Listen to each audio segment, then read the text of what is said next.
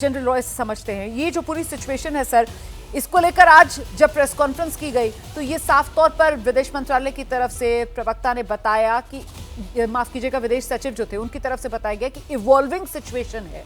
ये सिचुएशन किस तरीके से इवॉल्व होते हुए, कैसे आगे अनफोल्ड होते हुए आप देख रहे हैं सर, आपका अनुभव क्या कहता है जनरल रॉय? देखिए, ऐसे है कि इसको इवॉल्विंग सिचुएशन इसलिए कहा जा रहा है, 7 तारीख को जब भारत ने 9 आतंकी ठिकानों पर हमला किया था 24 मिसाइलें और ड्रोन दाग करके, तो उसके बाद हमने ये अपनी जो स्थिति है उसको बिल्कुल क्लियर कर दिया था, ये कह करके कि अगर इसके बाद पाकिस्तान कुछ भी करता है तो हम उसको जो है, जो एस्केलेशन लेडर होती है आर्म्ड फोर्सेस की, उसके ऊपर किया हुआ एक्शन मानेंगे। अब पाकिस्तान को मुझे लगता है कि ये बात समझ में नहीं आई, क्योंकि उसके बाद उसने लगातार 7 तारीख के बाद, क्योंकि उसके पास, हमने तो उनके आतंकी ठिकानों पे हमला किया था जी सर, लेकिन उसके पास तो हमारे भारत में कोई आतंकी ठिकाने हैं नहीं, तो इसलिए पाकिस्तान लगातार जो है हमारे उन ठिकानों पे हमला कर रहा है जिनके ऊपर हमला करना पाकिस्तान के लिए घातक होता चला जा रहा है। हमारे लिए भी हमारा नुकसान थोड़ा बहुत जो हो रहा है, तो हम क्या कर रहे हैं कि एस्केलेटरी लेडर इसको बोलते हैं कि धीरे धीरे जो परिस्थिति है इवॉल्व होते होते उस तरफ बढ़ रही है, युद्ध की तरफ बढ़ रही है। लेकिन सीधी सीधी बात यह है कि ये परिस्थिति जो है, परिस्थिति इस समय इवॉल्विंग सिचुएशन का मतलब ही यही है कि धीरे धीरे जो है एस्केलेटरी लेडर पे हम ऊपर चलते चले जा रहे हैं और पूरे हालात जो हैं अब युद्ध की तरफ बढ़ते चले जा रहे हैं, और इसका खामियाजा फिर पाकिस्तान को तो भुगतना ही पड़ेगा, क्योंकि हम पहले ही उसको वार्निंग दे चुके हैं, हम पहले ही विश्व समुदाय को बता चुके हैं कि हमने जो है पहलगाम के एवज में जो हमें एक्शन करना था वो एक्शन हम कर चुके हैं, और उसके बाद जो कुछ भी हम करते हैं और जो कुछ भी पाकिस्तान करता है उसका रिएक्शन में जो कुछ भी हम करते हैं उसका खामियाजा पाकिस्तान को भुगतना पड़ेगा, और उसकी पूरी जिम्मेवारी भी पाकिस्तान के ऊपर ही है। अब देखिए, इन्होंने 9 तारीख को एक कोशिश की थी, विफल कोशिश की थी, सांबा सेक्टर में घुसपैठिए भेज करके सांबा और जम्मू की जो रोड चलती है उसको इंटरडिक्ट करने की, लेकिन उन घुसपैठियों को बीएसएफ ने मार गिराया। तो उसके चलते इसीलिए शायद ट्रेन मूवमेंट जो है अभी उस जम्मू और पठानकोट के बीच में, पंजाब और जम्मू के बीच में ट्रेन मूवमेंट को बंद कर दिया गया है प्रिकॉशन के तौर पे, एहतियात के तौर पे। तो मेरा तो यही मानना है कि धीरे धीरे हालात जो है अब ज्यादा युद्ध की तरफ बढ़ रहे हैं।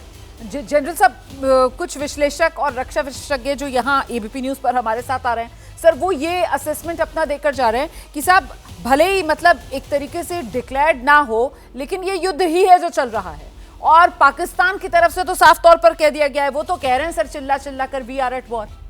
जनरल साहब देखिए, युद्ध के हालात की बात ऐसी है कि आज के नए टेक्नोलॉजी के दौर में जो पुराने जमाने का युद्ध हुआ करता था तो उस तरह का डिक्लेरेशन तो होने वाला है नहीं। ठीक है जी। बात यह है कि अभी जो है देखिए, अगर आप, तो हमारे हवाई जहाजों ने इंटरनेशनल बॉर्डर या एलओसी को पार नहीं किया है। ये जितने भी अटैक हो रहे हैं पाकिस्तान के ऊपर, वो हमारे जो है स्टैंड ऑफ डिस्टेंस से मिसाइल फायर की जा रही है उसके अटैक हैं या फिर ड्रोन के अटैक हैं। पाकिस्तान भी वही कर रहा है। कोशिश सबकी यही है कि एक दूसरे की जो एयर स्पेस है उसको वायलेट ना किया जाए। अब देखने में ये आ रहा है कि धीरे धीरे चलते हुए ऐसा नजर आ रहा है कि वो स्पेस को वायलेट करना ही पड़ेगा, क्योंकि जो खामियाजा इस समय पाकिस्तान जो एस्केलेट लेडर पे धीरे धीरे ऊपर बढ़ रहा है, तो उसके चलते जो है लड़ाई युद्ध के हालात में इसलिए कह रहा हूँ ज्यादा बन रहे हैं। और अनडिक्लेयर्ड युद्ध तो खैर चल रहा है, लेकिन उसको क्लासिकल युद्ध नहीं बोला जाएगा। युद्ध तब बोला जाएगा जब सब के सब इकट्ठे मिल करके पाकिस्तान पे हमला बोल देंगे। अब अगर देखें तो कुछ ऐसी भी न्यूज आई थी कि कुछ टैंक मूवमेंट्स हुई हैं राजस्थान सेक्टर में पाकिस्तान की तरफ से। अगर उनकी टैंक मूवमेंट्स हुई हैं तो जरूरी बात है कि हम भी ऐसी कोई मूवमेंट करेंगे। तो धीरे धीरे जो दोनों फोर्सेस के बीच में, आर्मी, नेवी, एयरफोर्स के बीच में जो नजदीकियां जो हैं वो बढ़ रही हैं, नजदीकियां और नजदीक आ रही हैं। उसके चलते जो है, इसी को मैं कहना चाह रहा हूँ कि इसके नजदीक आते आते जब पूरा जो एक तरह से बम फटाका फूटेगा तो पूर्व उसको युद्ध के हालात माने जाएंगे या उसको एक युद्ध माना जाएगा, क्योंकि धीरे धीरे जो है हम युद्ध की तरफ एक ग्रेजुएटेड तरीके से बढ़ रहे हैं, मेरा ये कहना है। ठीक है सर, मुझे प्लीज ये भी क्लियर कीजिए आप जनरल रॉय कि इस सब सिचुएशन में जो आप एक एनालिसिस यहाँ पर दर्शकों के सामने आप जो एक विश्लेषण कर रहे हैं इस पूरी की पूरी स्थिति का, इसमें सर वो अमेरिका की तरफ से जो एक इंटरवेंशन की कोशिश की जा रही है, आज भी वो खबर सामने आती है कि वहाँ जो विदेश मंत्री मार्को रूबियो वो पाकिस्तान में भी बात कर रहे हैं, पहले वहाँ के जनरल से बात करते हैं, वहाँ के उप प्रधानमंत्री इशाक डार से वो बात करते हैं, और वो हमारे विदेश मंत्री एस जयशंकर साहब से भी बात करते हैं, और उनकी तरफ से स्पेसिफिकली कहा जाता है कि साहब आप मेथड्स ऑफ डी एस्केलेशन आप उनको अपनाएं और आप जो अपने कम्युनिकेशन चैनल्स हैं उसको जरा एस्टैब्लिश करने की कोशिश करें। सर, ये अमेरिकी इन कोशिशों को आप किस तरीके से देख रहे हैं? देखिए, सीधी सीधी बात यह है कि जो ये डिप्लोमेटिक तरीके चल रहे हैं या जो डिप्लोमेसी चल रही है बातचीत की, वो तो कभी रुकेगी नहीं और वो चलती रहेगी। सवाल ये है कि कोई भी देश आज किसी दूसरे देश को लड़ाई के अंदर दखल नहीं देना चाहता है। अमेरिका ने भी शुरू में ही बोल दिया था कि आपकी अपनी लड़ाई है और वो किसी को कोई आदेश नहीं दे सकता, ना ही उसमें इंटरफियर कर सकता है। मेन मुद्दा देखिए ये है, अगर आप सोचें कि 7 तारीख से लेकर के आज तक 7, 8, 9, 10 आज चौथा दिन है, लेकिन पाकिस्तान की तरफ से अगर आप देखें तो एक भी ऐसा कोई स्टेटमेंट या वक्तव्य नहीं आया है जिसमें उसने जो उसकी टेररिस्ट एक्टिविटीज भारत के खिलाफ की जा रही हैं, जिसमें कि लश्कर-ए-तोयबा, जैश-ए-मोहम्मद, हिजबुल मुजाहिदीन के 3 टेररिस्ट ग्रुप जिसमें शामिल हैं, उनके बारे में या उनके खिलाफ या किसी प्रकार का एक शब्द भी पाकिस्तान की जो इस्टेब्लिशमेंट है उसने एक शब्द भी आज तक नहीं बोला है। अगर पाकिस्तान का ये रवैया है तो हम कैसे मान लें कि जो कुछ भी बातचीत या बयान आ रहे हैं उन बयानों का कोई भी मतलब हो सकता है।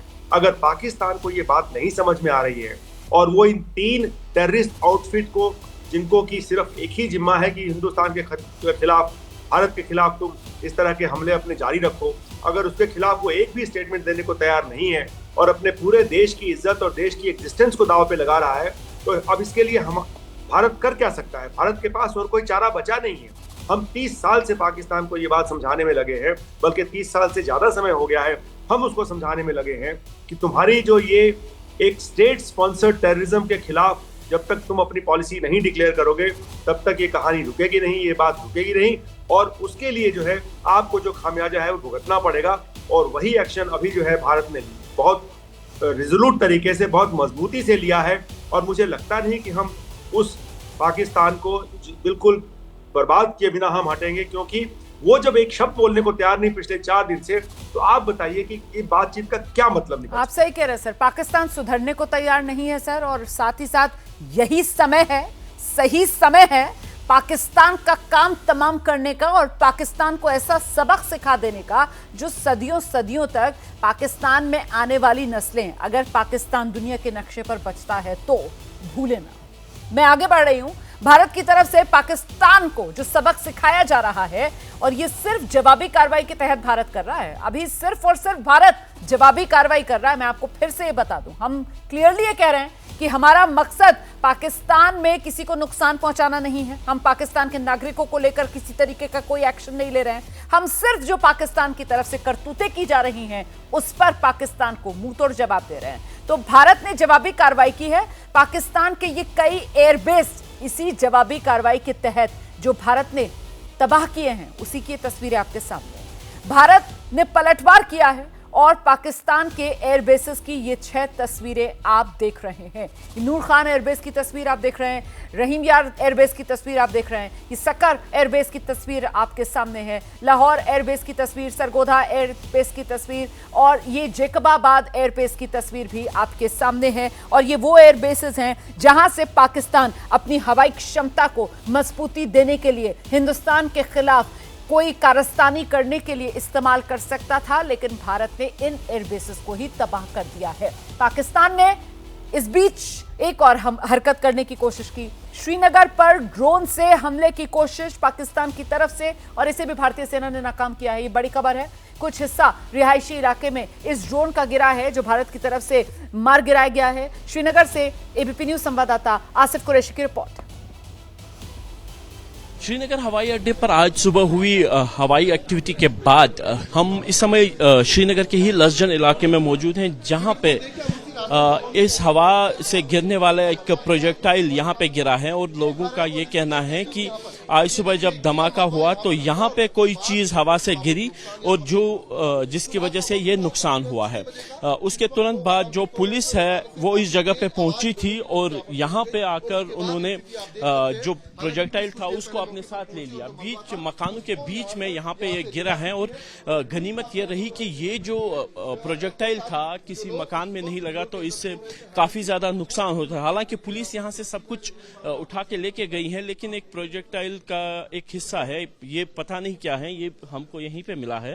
तो कोई स्प्रिंग है, कॉइल स्प्रिंग है, जिससे ये साबित होता है कि कोई मैकेनिकल चीज है जो यहाँ पे गिरी है। माना यही जा रहा है कि आज सुबह हुए ड्रोन हमले में जो दो ड्रोन श्रीनगर हवाई अड्डे के पास पहुंचे थे, उनको एंटी एयरक्राफ्ट बैटरी की मदद से मार गिराया गया और उसी के कुछ अंश यहाँ पे गिरे हैं। क्या गिरा था वो तो जांच में ही पता आएगा, लेकिन फिलहाल जो लगातार दूसरी बार श्रीनगर हवाई अड्डे को निशाना बनाने की कोशिश हुई। कल देर रात भी श्रीनगर हवाई अड्डे पर ड्रोन से हमला किया गया, जिसको विफल किया गया, और आज सुबह तड़के तकरीबन 5:45 बजे हुए इस हमले में एक बार फिर से हवाई अड्डे को निशाना बनाने की कोशिश हुई। लेकिन इससे गनीमत ये रही कि कोई नुकसान नहीं हुआ। हालांकि एयरपोर्ट के आसपास के इलाके में जो लगातार है तकरीबन 5 से 6 बड़े धमाके सुनाई दिए थे, और उसके बाद ही पुलिस के इस पूरे इलाके में कॉम्बिंग ऑपरेशन भी चल रहा है और जगह जगह फैले हुए इसके मलबे को कलेक्ट किया जा रहा है। तो भारत के खिलाफ पाकिस्तान की तरफ से ये काली करतूतें जिन्हें अंजाम देने की पाकिस्तान कोशिश कर रहा है, उसका मुंह तोड़ जवाब जो भारत दे रहा है, लगातार इसका हर अपडेट मैं आप तक पहुंचा रही हूं। अब मैं रुक करूंगी, हमारे साथ स्टूडियो में खास मेहमान group captain UK Devnath sir मौजूद हैं, और जरा देवनाथ सर से समझते हैं। सर, एबीपी न्यूज पर करीब 24 घंटे के बाद हमारी मुलाकात हो रही है। इन 24 घंटे में पहले तो आप दर्शकों को ये बताइए कि कितना कुछ बदला हुआ, तस्वीर का रुख आपको नजर आ रहा है। यहाँ पिछले 24 घंटे में सबसे बड़ी डेवलपमेंट तो ये हुई है कि अमेरिका ने संज्ञान लेते हुए पाकिस्तान को, और भारत के विदेश मंत्री के साथ भी बात हुई है, जयशंकर जी के साथ जी, यानी अमेरिका कोशिश कर रहा है कि और तनाव ना बढ़े, एस्केलेशन ना हो। ठीक है। इसके अलावा एक और बड़ी चीज़ जो हुई है कि अब पिछले 24 घंटे में अगर आप देखें तो भारत ने भी काफ़ी बड़े बड़े डीप स्ट्राइक्स पाकिस्तान के अंदर घुस के किए हैं। शुरुआती दौर में हमने हमारे हमलों को LOC के पास सीमित रखा था या IB के पास सीमित रखा था, लेकिन अब हम हमारे हमलों को डेप्थ में ले गए हैं। एक और चीज़ जो उनके एयर बेसिस को हमने टारगेट किया है ना सर, पंजाब में और सिंध तक में हम ले गए हैं, वो सक्कर और जैकबाबाद। एकदम, अगर आप देखें तो जैकबाबाद तो करीबन अफगानिस्तान की तरफ ही पड़ जाता है। तो इन एयर बेसिस को डेप्थ में हिट करके हमने उनको अंदेशा दे दिया है। उनके जो स्ट्रॉन्ग मैसेजिंग मिलिट्री तौर पर, पॉलिटिकल मैसेज तो गया ही, फौजी तौर पर भी हमने समझा दिया है कि उनकी टेक्टिकल जो एबिलिटी है, उनकी जो एयर डिफेंस एनवायरनमेंट है, उनके पास एक सिस्टम है सेलेक्स। अच्छा। इसको सीमेंस ने बना के दिया था, ऑटोमेटेड है। हमने उनको समझा दिया है जैकबाबाद तक पहुंचकर कि उनका एयर डिफेंस एनवायरनमेंट शायद इतना कारगर नहीं है, और अगर वो पीछे नहीं हटे और युद्ध हुआ तो कल हमारे UAV और ड्रोन नहीं, हमारे फाइटर बॉम्बर एयरक्राफ्ट वहां तक पहुंच जाएंगे, इस्लामाबाद, रावलपिंडी, जैकबाबाद। जी, ये स्ट्रॉन्ग मैसेजिंग। जनरल साहब को ले आइए जरा, जनरल रॉय हमारे साथ मौजूद है और उन्हीं से समझते हैं। सर, ये जिस तरीके से भारत की तरफ से जवाबी कार्रवाई की जा रही है पाकिस्तान की इन करतूतों पर ही, अभी तो हम सिर्फ उसका जवाब दे रहे हैं।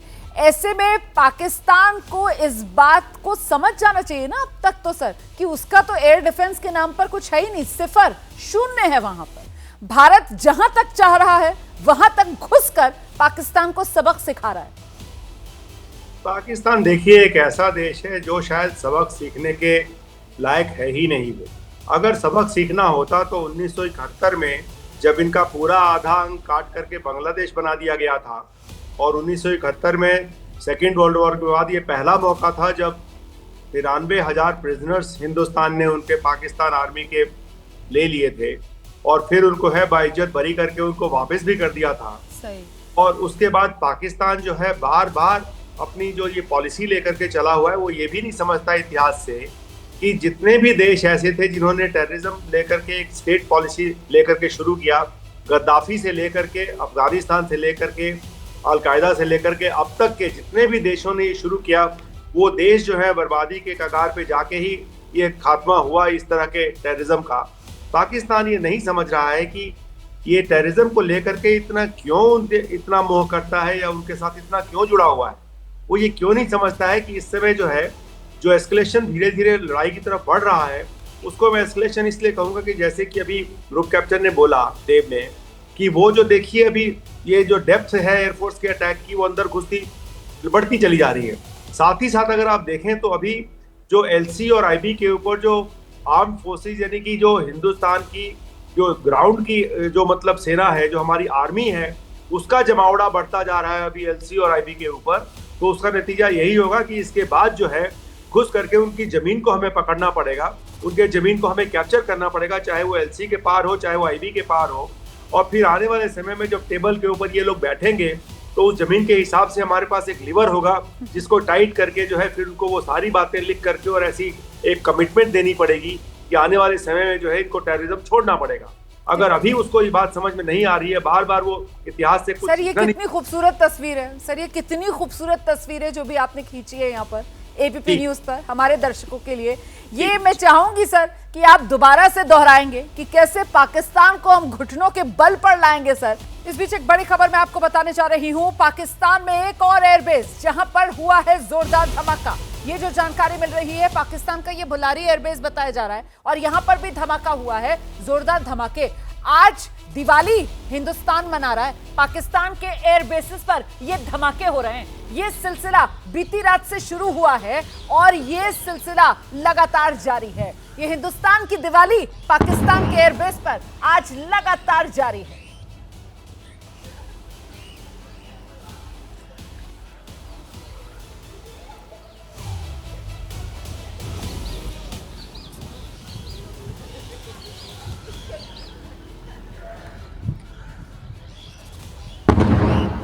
ये सुनी आपने आवाज, वो दिवाली के धमाकों की जब तक आवाज ना सुनाई पड़े ना तब तक मजा नहीं आता है। इसी वजह से मैं चुप हो गई थी ताकि आप ये आवाज सुन सकें। ये हिंदुस्तान की दिवाली है जो पाकिस्तान के एयरबेसेस पर मनाई जा रही है और उसी की ये तस्वीरें जो लगातार एबीपी न्यूज आप तक पहुंचा रहा है। हमारे साथ यूके देवनाथ सर यहाँ पर मौजूद हैं और वो बताएंगे जरा दर्शकों को इसके बारे में, इस एयरबेस के बारे में। सर देखिए, पाकिस्तान की एयरफोर्स में 22 मेन एयरफोर्स बेसेस हैं और करीबन 25 सैटेलाइट एयरफोर्स बेसेस हैं। मेन एयरफोर्स बेसेस जो ये 22 हैं उनसे पाकिस्तान की एयरफोर्स पूरा साल ऑपरेशंस करती है और वहाँ पे जो रनवे की लेंथ है वो प्रॉपर टारमेक है और रनवे की लेंथ 3 किलोमीटर से भी ज़्यादा है, 9000 फीट से भी ज़्यादा है। लेकिन जो सैटेलाइट एयर बेसेस हैं वहाँ पर पाकिस्तान ने क्या किया है कि ज़मीन को हार्डनिंग करके ऊपर की जो टॉप सरफेस है उसको लेवल करके हार्डनिंग कर दी है। और यहाँ जो रनवे हैं वो ज़्यादा लंबे नहीं होते हैं, वो 5000 से 6000 फीट तक लंबे होते हैं। इसका पर्पस ये है कि युद्ध के दौरान पाकिस्तान एयरफोर्स के जो जहाज हैं वो मेन बेस से ऑपरेट करेंगे और अगर मेन बेस जैसे हम देख रहे हैं यहाँ पर भुलारी, अगर हमले में उनका रनवे क्षतिग्रस्त हो जा सकता है तो वो इन सैटेलाइट एयर बेसेस से ऑपरेट करेंगे। इसी को मैं दर्शकों को थोड़ा अंडरस्टैंडिंग आसानी से करने के लिए बोल सकता हूँ कि सब दर्शकों ने देखा होगा कि भारत में भी पिछले 2 साल 1 साल 6 महीने में हमने काफ़ी जगह पर NHAI की मदद से हाईवे स्ट्रेचेस पर हमारी जो भारतीय हाईवेज हैं उस पर हमने उनको लैंड करने की फैसिलिटी हमने दी है। बिल्कुल तो बिल्कुल। हाईवे अभी गंगा एक्सप्रेसवे पर हमने देखी थी ना अपनी वायुसेना की ताकत किस तरीके से, लड़ाकू विमान जो है और सिर्फ लड़ाकू विमान नहीं बल्कि जो हर्कुलस विमान है वो तक लैंड किया था यहाँ गंगा एक्सप्रेसवे पर सर। जी हाँ, एग्जैक्टली। तो मेन पर्पस है कि अगर मेन रनवे डैमेज हो जाता है तो इन ऑल्टरनेट बेसिस से या हमारे केस भारत के केस में ऑल्टरनेट हाईवे का जो स्ट्रेच है उससे हम ऑपरेट कर सकें। इससे दुश्मन को भी जरा भ्रम में डाल सकते हैं। क्या होता है कि अगर समझिए एक फाइटर स्क्वाड में 18 जहाज हैं, एक एयरबेस में 2 फाइटर स्क्वाड हैं तो 36 जहाज हैं। अगर उसको मेन एयरबेस में रखेंगे तो हो सकता है कि दुश्मन अपने प्री एम्प्टिव स्ट्राइक में यानी पहले हमले में सारे के सारे जहाज़ों को तबाह कर दे। इसीलिए युद्ध जैसे ही शुरू होता है हम भी करते हैं, वो भी करते हैं, जो एयर एसेट्स हैं, फाइटर विमान हैं, उनको इन सैटेलाइट एयर बेसेस में डिस्पर्स कर दिया जाता है ताकि एक ही हमले में सारे ना नष्ट हों। ठीक है, अभी तो सर देखिए आज जिस तरीके से भारत जो है वो पाकिस्तान के एयर बेसेस पर दिवाली मना रहा है, मुझे फिर से ध्यान आता है आज सुबह जो प्रेस कॉन्फ्रेंस की गई है, विदेश मंत्रालय रक्षा मंत्रालय की संयुक्त प्रेस कॉन्फ्रेंस, इसमें क्या बताया गया कि पाकिस्तान की तरफ से हवाई घुसपैठ की कोशिश की जा रही है और देखिए कैसे पाकिस्तान की हवाई क्षमता को नेस्तनाबूद करने के लिए ये एयरबेसेस जो हैं आज वहीं हम हिंदुस्तानी दिवाली मना रहे हैं। पाकिस्तान की तरफ से लगातार सीज फायर तोड़ा जा रहा है। उरी सेक्टर के मोहरा इलाके में फायरिंग पाकिस्तान ने जब की है तो यहाँ नुकसान आम लोगों को पहुंचा है। बीती रात से फायरिंग के बाद से हालात क्या है दिखाते हैं आपको एबीपी न्यूज संवाददाता गणेश ठाकुर की रिपोर्ट। बौखलाया हुआ पाकिस्तान दोबारा से सिविलियन एरियाज को टारगेट कर रहा है। बीती रात बारामूला उरी में जबरदस्त शेलिंग लॉन्ग रेंज फायर किया गया जिसका सिविलियंस पर असर गिरा है। और मैं फिलहाल बांडी की जगह पे हूँ, यहाँ तक सिविलियंस के एरिया में पोस्ट से फायरिंग की गई है, लॉन्ग रेंज फायर किए गए। यहाँ पर आप घर देख सकते हैं, यहाँ वो अगर शेल गिरता तो एक घर बर्बाद हो सकता है, यहाँ परिवार रहते हैं, लेकिन शेल इस सड़क पर गिरा यानी इस हाई टेंशन वायर और पेड़ को लगते हुए सड़क पर गिरा। यहाँ पर आप देख सकते हैं एक गड्ढा सा हो गया है। शेल यहाँ गिरने की बात यहाँ के लोग बता रहे हैं और उसके बाद शेल इस परिसर में गिरने के बाद इस पेड़ को नुकसान हुआ। ये पेड़ पूरी तरह से क्षतिग्रस्त हो गया और नीचे आ गया। पेड़ के साथ में पाकिस्तान की शेल ने हाई टेंशन वायर जिसके जरिए बिजली यहाँ के लोगों को दी जाती है, ये हाई टेंशन वायर भी नीचे आई। आप हाई टेंशन वायर को यहाँ पर देख सकते हैं, यहाँ पर गिरी हुई है। पाकिस्तान शेलिंग यहाँ से करता है बाईं तरफ, पूरी ये 3 से 4 जगह से घिरा हुआ है पाकिस्तान पोस्ट से। ये भारतीय सीमा में आने वाले पहाड़ है, पीक आप देख सकते हैं, इसको बांडी कहते हैं। और इसके ठीक पीछे कमांड पोस्ट आती है, उसके ठीक पीछे मुजफ्फराबाद जो पाकिस्तान ऑक्यूपाइड कश्मीर का भाग है वहाँ से पास पोस्ट से शेल करता है। भारतीय आर्मी के इंस्टॉलेशंस पर कोशिश होती है पाकिस्तान की वो उसे नुकसान पहुंचाए, लेकिन अपनी आर्मी उसे उत्तर देती है और इसी वजह से पाकिस्तान बौखला जाता है और फिर सिविलियन एरियाज को टारगेट करता है। यहाँ सिविलियंस रहते हैं। यहाँ पर कुछ दिन पहले कल गनीमत इस बात की रही कि यहाँ पर उस समय कोई गाड़ी नहीं चल रही थी। अगर गाड़ी यहाँ से गुजरती तो किसी के जान को नुकसान हो सकता था, जैसे परसों रात हुआ। परसों रात एक महिला इसी मोहरा की जगह से आगे बढ़ते हुए बारामूला सेफ जोन में जाने की कोशिश कर रही थी, लेकिन तभी अचानक से शेल गिरा और उस शेल के गिरने की वजह से उनकी गाड़ी उसकी चपेट में आ गई और एक महिला की उसमें मृत्यु हो गई। तो पाकिस्तान भारतीय सेना का कुछ नहीं कर सकता, इसलिए बौखलाया हुआ पाकिस्तान अब भारत के नागरिकों को इस तरह टारगेट कर रहा है। कैमरामैन दीपेश महाजन के साथ गणेश ठाकुर, एबीपी न्यूज़ उरी। तो ये हम आपको लगातार ग्राउंड रिपोर्ट्स भी दिखा रहे हैं और मेहमान भी हमारे साथ मौजूद हैं। जरा सा जनरल राय का रुख कर लेते हैं और जनरल राय से समझते हैं जिस बात का जिक्र सर हमारे रिपोर्टर जो फील्ड में मौजूद है वो भी कर रहे थे कि साहब पाकिस्तान जो है वो सीधे भिड़ंत सेना से कर नहीं पा रहा है और ऐसे में उसकी बौखलाहट इसी रूप में नजर आ रही है कि अपनी खींच निकालने के लिए जो हमारे रिहायशी इलाके हैं, जो नागरिक हैं, उनको नुकसान पहुंचाने के लिए एक तरीके से वो लगातार अपनी करतूतों को अंजाम देने की कोशिश में है।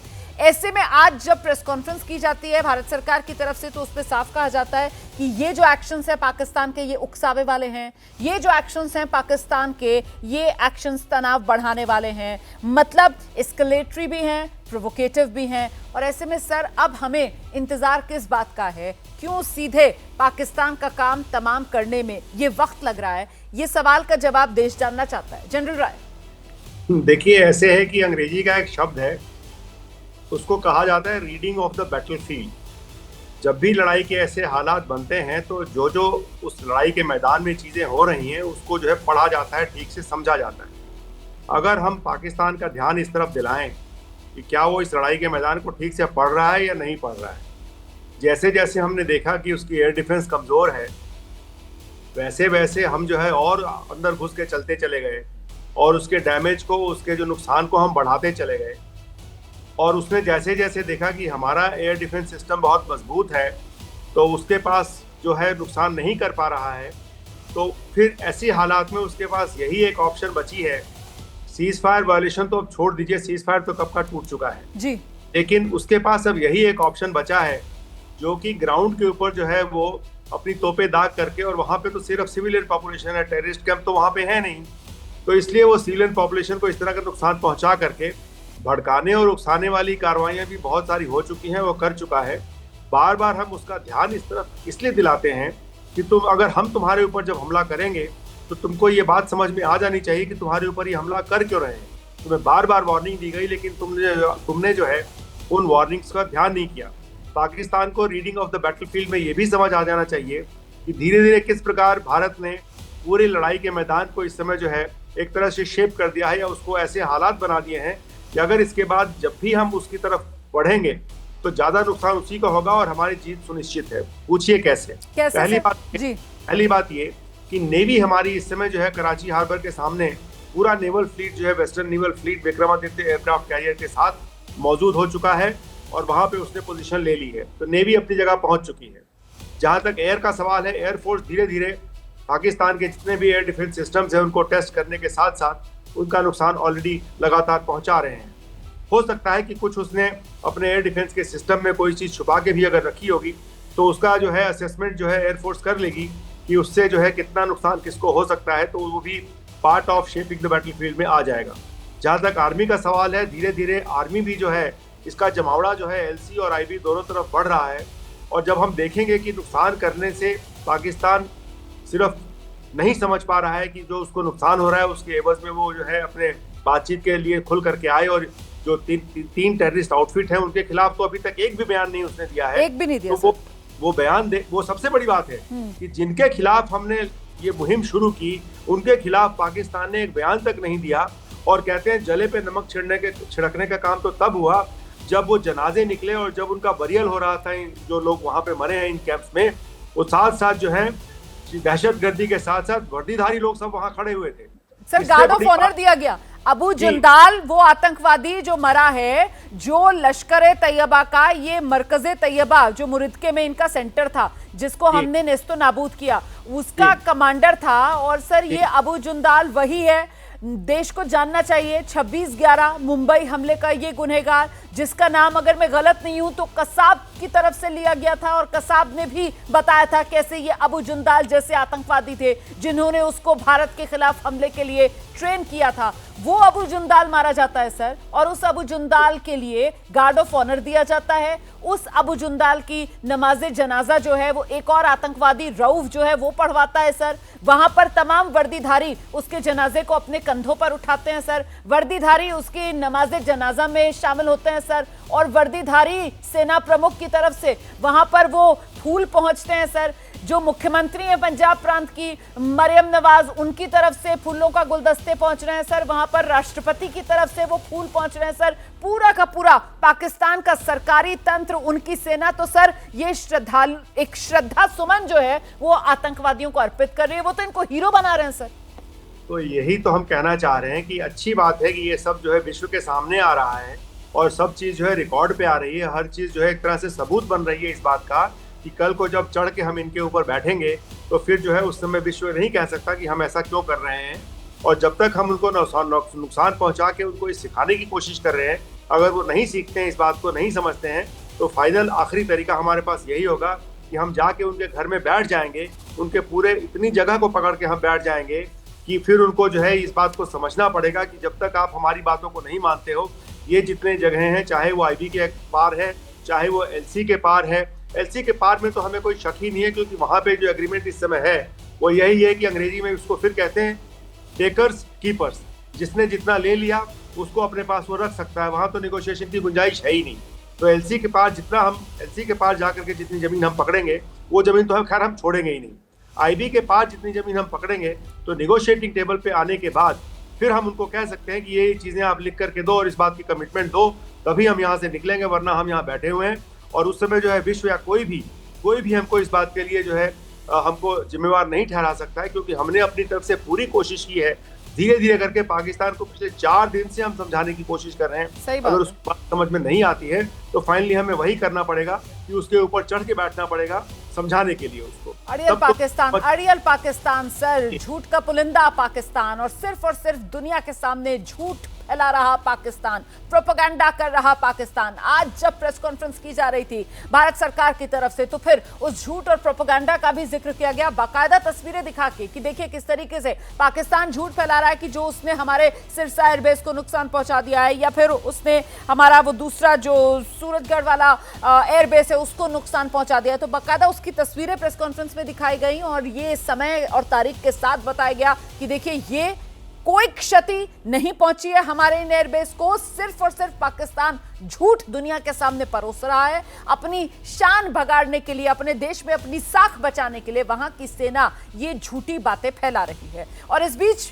पाकिस्तान ने श्रीनगर से लेकर नालिया तक 26 जगहों पर हमला करने की कोशिश की, जिसे भारत के एयर डिफेंस सिस्टम ने नाकाम किया है। पाकिस्तान ने गुजरात में भी 6 जगहों पर ड्रोन से हमले की कोशिश की, इनमें कच्छ भी है जहां भारतीय सेना ने पाकिस्तान के इस ड्रोन को मार गिराया। कच्छ से हमारे संवाददाता हैं हिरेन राजगुरु, उन्हीं की एक रिपोर्ट दिखाते चलते हैं आपको। गुजरात के कच्छ सरहदी विस्तार में और पूर्व कच्छ के सरहदी विस्तार से होता हुआ पाकिस्तानी नापाक इरादा को लेकर आया हुआ ड्रोन भारतीय वायुसेना ने गिरा दिया है। इसका ये मलबा आप अभी देख रहे हो। तोलानी कॉमर्स कॉलेज आई हुई है आदिपुर शहर में, यानी कि शहर के बीचों बीच ये ड्रोन पाकिस्तानी जिसको गिराया है।